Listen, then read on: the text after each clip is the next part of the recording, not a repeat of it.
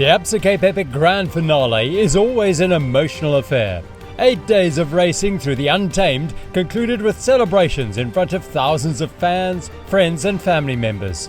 From the first winners, Carl Platt and Manny Heymans back in 2004, through the glory years of the Platt versus Sauser battle to 5 titles. In the modern era, final day drama saw Lucas Baum and Georg Egger become the only men to overturn a deficit on stage 7. The 2022 winners raced to overall victory without ever wearing the yellow jerseys during a stage. In 2023, the final finish line saw champagne celebrations after arguably the most hard-fought and dramatic UCI men's and women's races ever. Matt Beers and Chris Blevins, as well as Vera Loss and Kim LaCourte, had only fought their way to the leaders' jerseys on the day before and were understandably elated when they were confirmed as champions.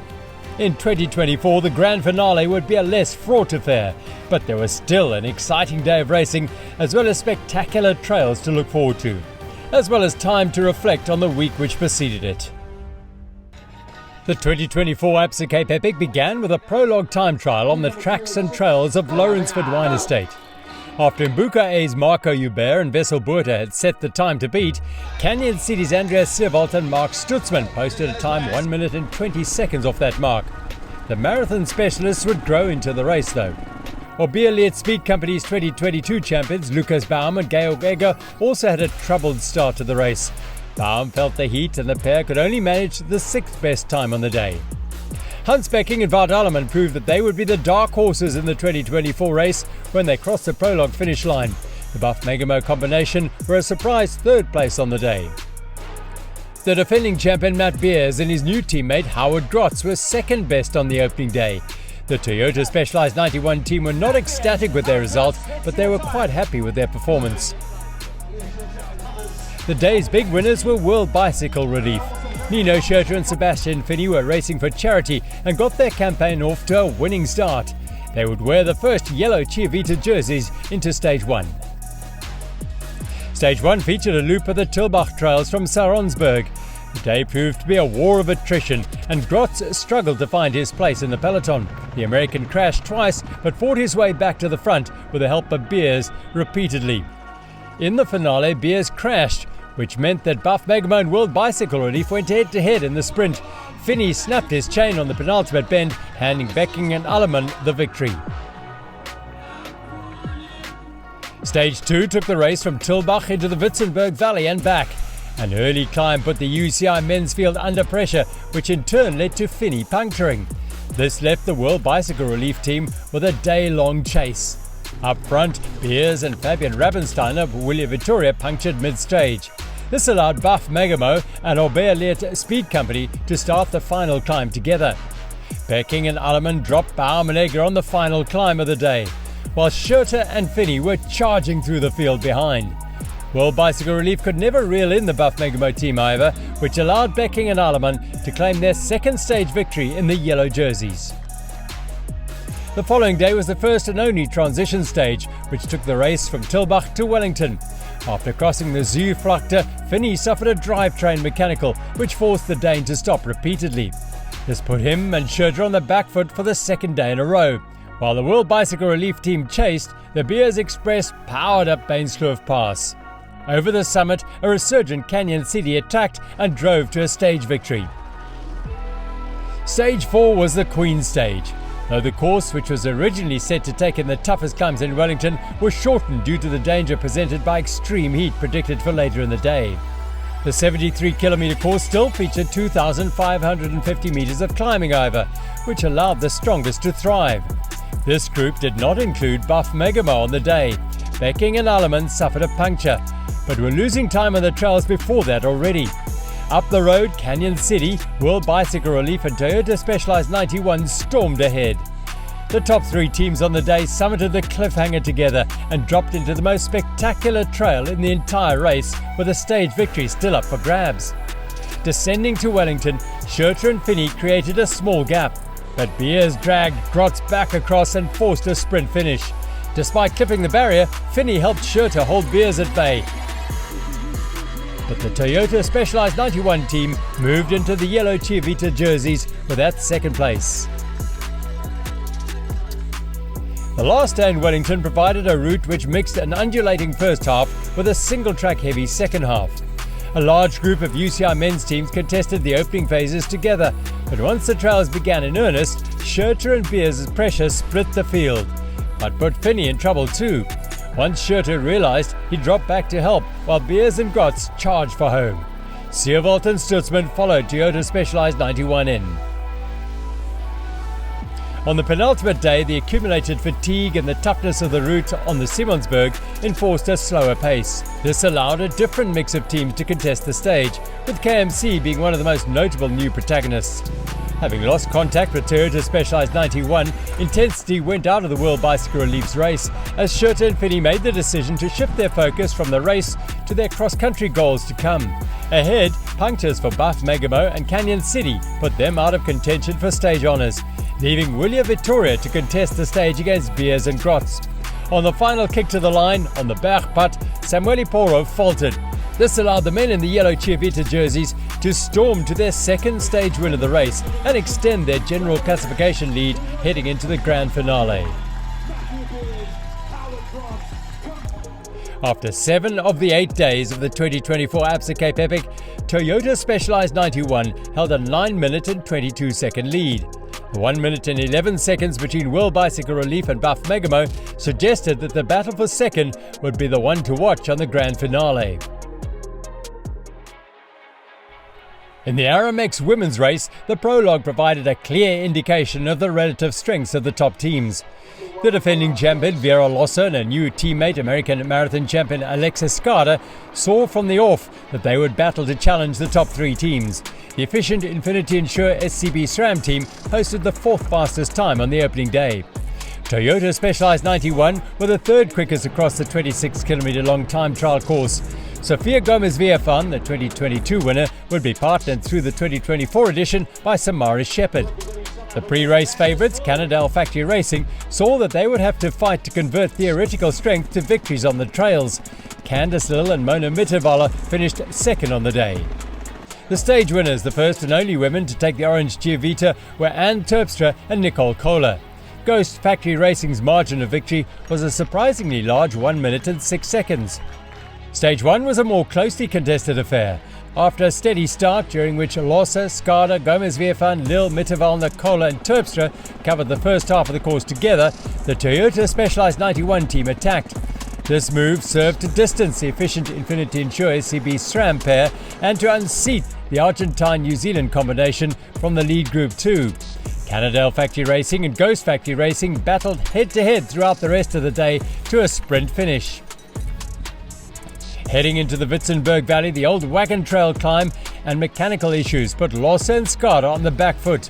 In the valley, Lill punctured, but was able to ride her way back to the Ghost Factory Racing Toyota-Specialized-NinetyOne group. On the final climb of the stage, Gomez-Villafañe and Shepherd were distanced by the top 2 teams. Then Terpstra and Koller outdescended Lill and Mitterweiler on the Toyota Tough segment before outfoxing their rivals to win the stage. On the transition stage from Saronsburg to CPUT's Wellington campus, the Ghost Factory Racing team were content to shadow the moves of Cannondale Factory Racing and Toyota-Specialized-NinetyOne. Lossa and Skada had been distanced earlier but regained contact on Bainskloof Pass, then launched a counter-attack which came to naught. Ghost Factory Racing again used their single-track prowess to establish a stage-winning advantage, while Lill, Mitterweiler, Gomez-Villafañe and Shepherd fought for second behind Ghost Factory Racing.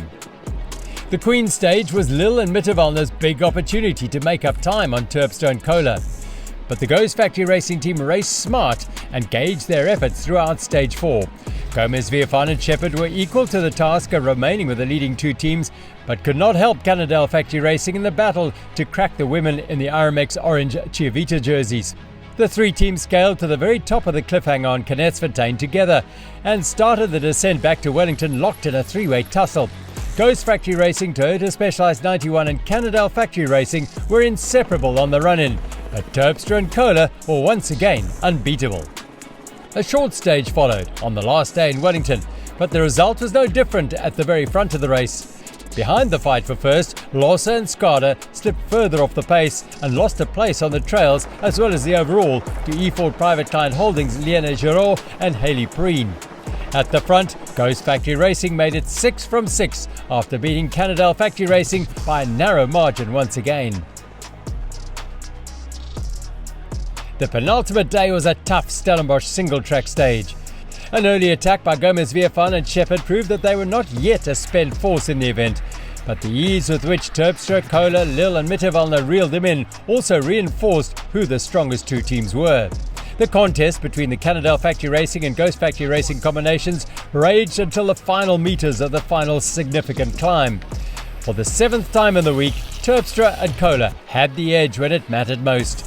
They led over the summit and flew down the single tracks back to Coetzenberg's race village, extending their overall advantage by another 60 seconds in the process.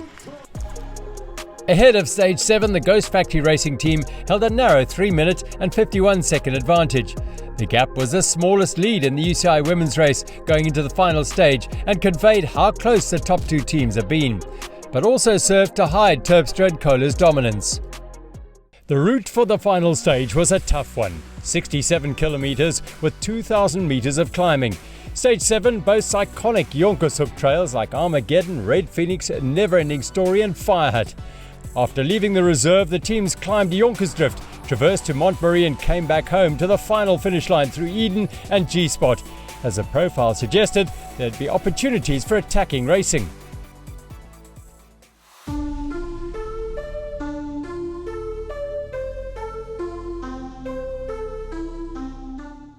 I think, this whole epic has suited us well because there's so much single track. It's you and the trail for the most part, rather than fighting elbow to elbow. So I think that takes a little bit of pressure off, but it still takes some work. No, it would mean a lot. We're an African team riding African-made bikes. It would mean a lot. We're gonna race it out, leave it all out there today. For the final time in the 2024 Absa Cape Epic, the UCI men thundered off the start line. Buff Megabo on the front, riding in search of a way to make up 71 seconds on World Bicycle Relief. They would have to exercise patience until the climbing began in earnest, however.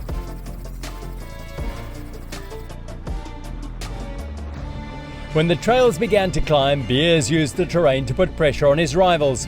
The South African would later confess to not feeling the best on the morning of the final stage, and this forced him to be more offensive, even by his lofty standards, early in the piece to transfer the pressure he was feeling to his rivals. Jonkershoek's mountains provided the ideal launching pad for this. The gradients of the steep fire roads on the highest slopes of the harvested MTO forest plantations appear shallower from the air than they are in reality, and with Toyota-Specialized-NinetyOne setting the tempo, the group splintered behind. Canyon CD2 were among those caught out in a fourth group on the roads, while Schurter and Finney tried to bridge from the third group to the second. At the front, the Bulls Mavericks were on the attack, countering the initial move by Buff Megamo, Beers and Grotts.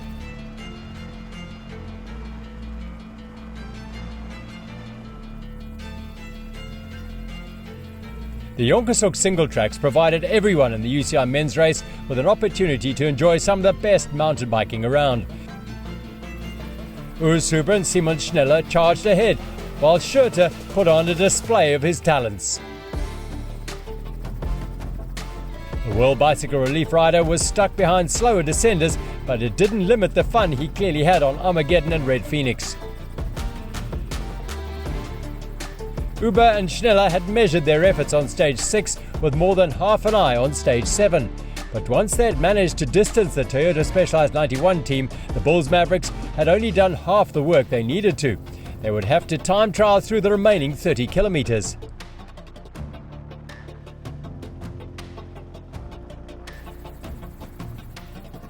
Given that the team up the trail were an hour and 45 minutes down on the general classification standings, Beers and Grotts had no need to increase the intensity of their chase. They were happy to let Huber and Schneller fly. Behind them, Buff Megamo's charge had been interrupted by a puncture, yet they still remained ahead of Sergio Manticon Gutierrez and Pavel Bernas. The Scott Calabandida Majawi team were themselves being chased by Schurter and Finney of World Bicycle Relief.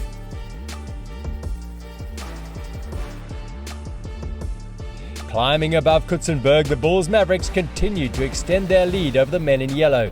who themselves are losing time gradually to Willia Vittoria in third. Once Uber and Schneller had flown through the Toyota Tough segment, they had all but secured the stage victory. They only had to stay upright and keep their momentum on the downhill run back to Coetzenberg. 2 minutes down the trail, Toyota-Specialized-NinetyOne were passed by Fabian Rappensteiner and Samueli Poro. The Willia Vittoria team led Beers and Grotts through the G-spot jumps and berms.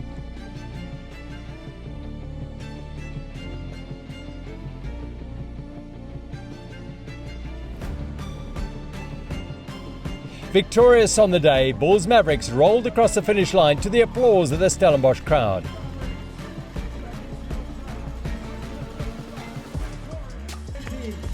Rappensteiner and Poro were the next team across the line, claiming a superbly raced second place.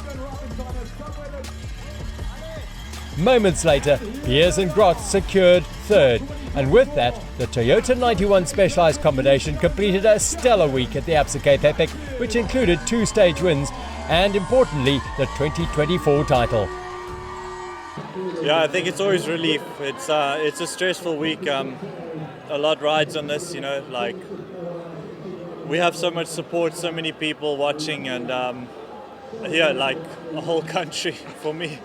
I do really take it. Like, I don't want them to be disappointed, and but yeah, also it's relief, but also just like happiness, After 8 epic days of racing, Beers and Grotts were crowned worthy winners of the 2024 Absa Cape Epic. They stood atop the podium, flanked by Schurter, Finney, Becking and Alleman.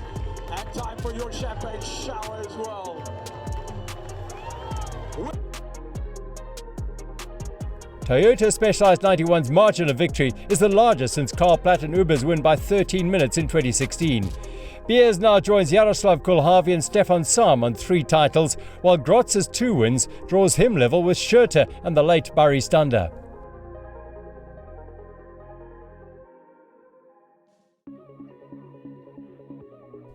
In the Aramex women's race, the orange and red jersey wearers knew a day filled with potential pitfalls lay ahead. So coming into this Cape Epic, I had done 3.5 epics, and that half is very important to remember because I think it's the biggest learning curve I've ever been through.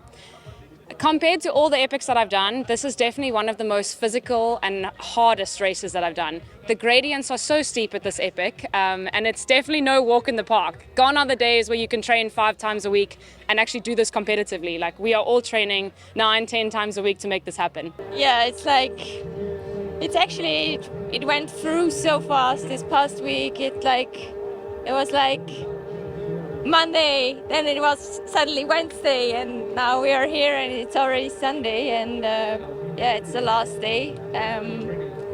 I think I was looking forward to have some relaxed days afterwards, but it was such a great time we had together on the bike, and it was just a lot of fun. Starting the final stage, the UCI women's teams each had a clear goal for the final stage: to gain time to move up in the overall standings, or to defend their position on the general classification. Tensions were high. A week's racing would come down to one last day. Climbing out of Stellenbosch on the Jonkershoek Road, the smooth asphalt soon gave way to gritty gravel, and the real mountain biking began. This was when Lossa and Skada attacked. The efficient Infinity Insure SCB SRAM team had endured a difficult few days and were eager to regain the 4th position they had held earlier in the week, and to chase a stage win. Initially, Gomez Viefan went with them, but realizing Shepard had not followed, the Argentine was forced to sit up and wait. The pursuit by Ghost Factory Racing was hardly rushed. Terspstra and Koller were content to rather flow through the Jonkershoek trails, initially behind Gomez Viefan and later with clear single tracks ahead of them. The famous MTO Group trails are the reason why many European professional riders base themselves in Stellenbosch during the South African summer. As such, the Ghost Factory Racing women are no strangers to trails like Armageddon and Red Phoenix. They led Lille and Mitterwalner through the single tracks, with the South African in close attendance. The Austrian was frequently further back, leaving space ahead to pick her way through clear trail rather than trusting the line of the rider ahead. Further back, the Scott Calabandina Bulls combination led the E-Fort Private Client Holdings and E-Fort Mente Corpo teams through the trails.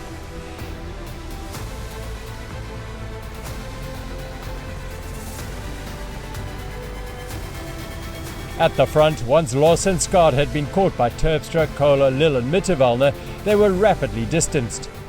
But the erstwhile leaders on the road maintained their momentum, gradually rather than abruptly losing time to the new leaders, Ghost Factory Racing. In the single tracks which followed, Mitterwallner slipped increasingly further back. The World Marathon Champion's struggles were clearly on her teammates' mind, but Lil had a plan to help her Cannondale Factory Racing partner rejoin the group. The South African sprinted to the front and blocked the women in orange in the next single track, but the measure was just a stay of execution. When the trails opened to roads once more, Ghost Factory Racing rode away from their rivals, receiving the cheers of the fans they had won throughout the week as they powered through the Coetzenberg spectator point. Lil helped Mitterwallner as best she could, pacing her Cannondale Factory Racing teammate through the final climbs and trails. While Loss and Skada continued their charge to gain time on Girov and Preen. Unaware of the other battles, Terpstra and Koller rolled onto the sports fields well ahead of their rivals, winning their 8th stage and the overall crown.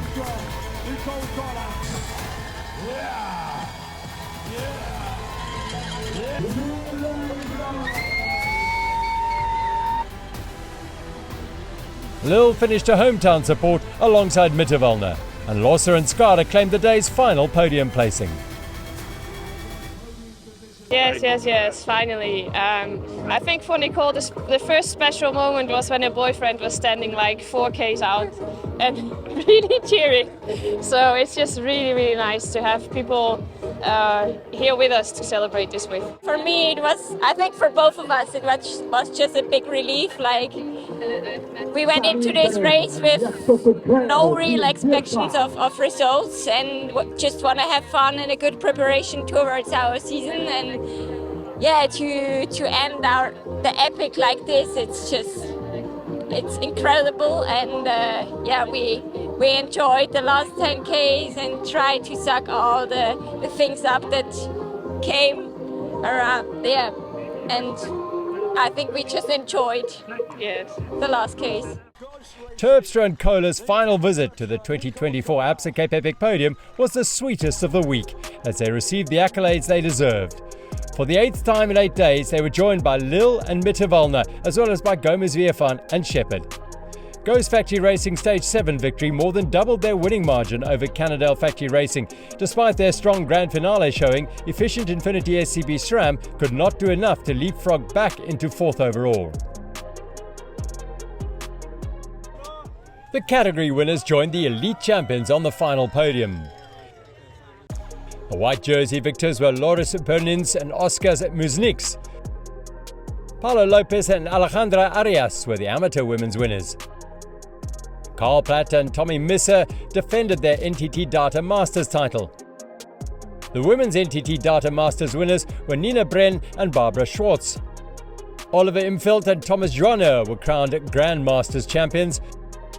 2004 women's winner Hanley Boyens won the Grand Masters women's race with Michelle Lombardi. Barty Bucher added the Great Grand Masters title with Peter Furrer to his haul of category wins. Toyota Gazoo Racing's Rian Weideman and Samantha Sanders were the Toyota mixed winners.